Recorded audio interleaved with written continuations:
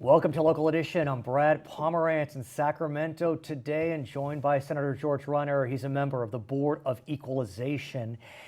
And during the Obama years, I think it's fair to say that California and Washington were well aligned. Sure. Arguably, whereas Texas was at war. Right. With Washington. Sure. Now we've seen this script flipped. Yes. We have Texas aligned beautifully with Washington, and California is in a ballistic battle with Washington and the new administration. We really are in an interesting time, Yes. you know, and I think we're seeing it back in Washington, you know, as whole new groups of people are coming into leadership. Cabinet positions are being filled. Right. And I think what we're seeing then in states, and California is certainly one of those, they're trying to figure out their relationship with this new administration. But what's interesting to me is, look, in our lifetimes, there have been Republican presidents, and the state has been fairly blue. During the George W. Bush years, I mean, it wasn't, peaches and cream, but there wasn't this level of vitriol. Yeah, I mean, I was obviously you were in the here. legislature during the time. Was it? And no, it wasn't. We didn't. There were no resolutions at the beginning of the year like we had here in Sacramento, where we were, basically laying out this treaty, this treatise about what we're going to do and why we're opposed to things in Washington. I don't know. I think we all recognize it. There seems to be a pretty deep divide. Right. And you know what? I think that's understandable. I guess because of the kind of the positions that you heard through the campaign. Right. I think part of it is there was a denial as to what took place too. Remember? I mean, we were all here on election night, right? We all and everybody was stunned. I mean, it was a stunning upset. I think part of it is this kind of almost a cathartic response to trying to get through it too. But at the end of the day, I think what we need to remember is that we do depend a great deal on Washington when it comes to some of the issue of federal regulation, of federal support for different kinds of things. And I think we have to be careful we don't paint ourselves in a corner. I think what's upsetting to some Californians is that the new president arguably seems to be itching for the fight. He makes statements about how California's out of control.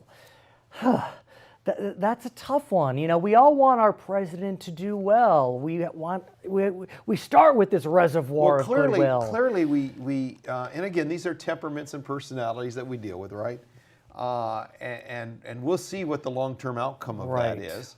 But certainly, we can probably all pretty much agree that the idea of, hey, the election's over, let's all come together, is something that neither the right nor the left is embracing very well these days. And let's talk about that, because, look, there's enough blame to go around.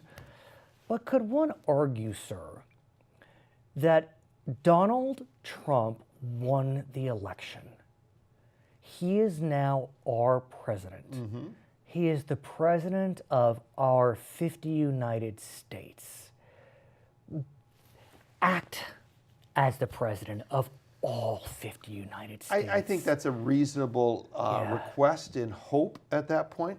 At the same time, I think that we need to then give people some room for who they are as a person too. Okay. I mean, how it is that you communicate may not always be the same. I think there's some place for argument that maybe we need a little more of a stronger shake-up when it comes to relationships within people, not only within the United States, but also with other countries around the world.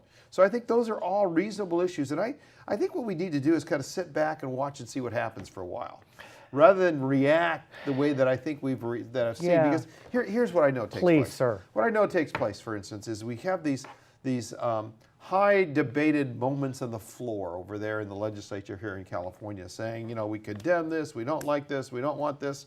But yet, I talked to enough of my Republican colleagues over there to say privately, these Democrats come to them and say, hey, can you get Secretary so-and-so to come on out here to California? Can you get them to come over? And I think that there's this, I think we need to be careful that our posturing, and a lot of it's just plain old posturing, isn't getting in the way of the kind of relationship that we need to do in order to take care of Californians. Well, let us remember, for example, we've suffered a very serious event at Orville Dam. Right.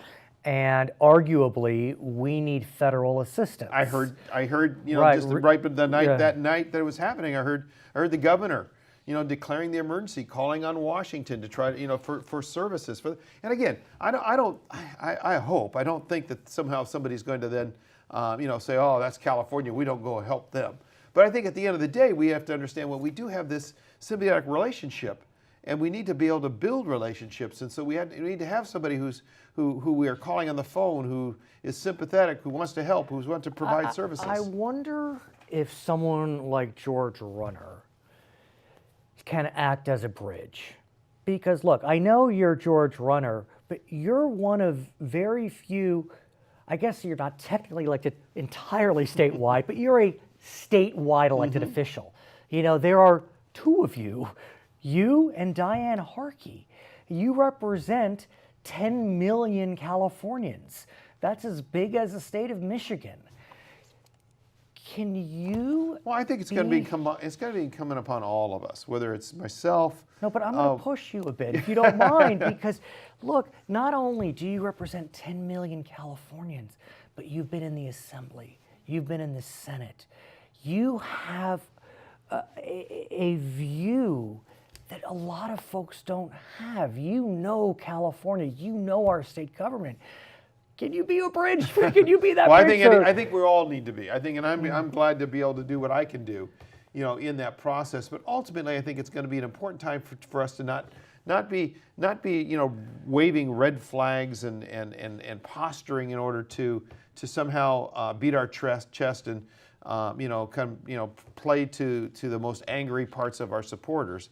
Ultimately, we've got to figure out how to do things for California. But forgive me, I'm going to push you a little more. But could you and Member Harkey, Diane Harkey, as the two highest elected officials that are Republicans in the state, contact the Speaker, contact the Governor, contact the Pro Tem, and say, let us be the emissaries? I guess we have Kevin McCarthy, member of Congress. Right. But look, you're here. Well, you're because on the we're ground. here in California. Yeah, But even today, it was kind of like, as we were preparing for the show, we ran into one of our colleagues, right, and from the legislature, and we said, well, maybe we can do some debate, and remember the question was, well, you do Trump, I'll do, and it's we got to get away from that. The election's over. It's no longer debating. We're no longer in this election process. We're no longer electing a president. We got to figure out how to govern together. You know what I wonder though? I think, just as my kind of armchair prognosticator, Donald Trump won the election in large part, in my opinion, on his economic message. Yes. And that's something that you're an advocate of, jobs, jobs, and more jobs. And we haven't heard a lot of that lately.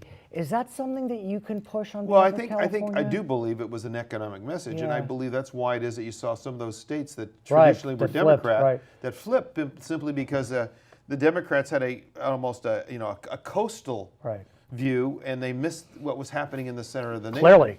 And I think that is true, and I think in a strong way, California is the same way. We have a coastal economy and we have an inland economy. So much that so. coastal economy is very different than that inland economy that we have, which is a big part of the district I represent. And I think we all need to understand, both as Democrats and Republicans, that we've got to figure out how we can best work through how to make sure we're serving all of the folks I'd love in for our you to states. come back to continue the conversation. Good. We're glad to, Brad. You bet. Thank He you. is George Runner, member of the Board of Equalization. I'm Brad Pomerance in Sacramento, Local Edition.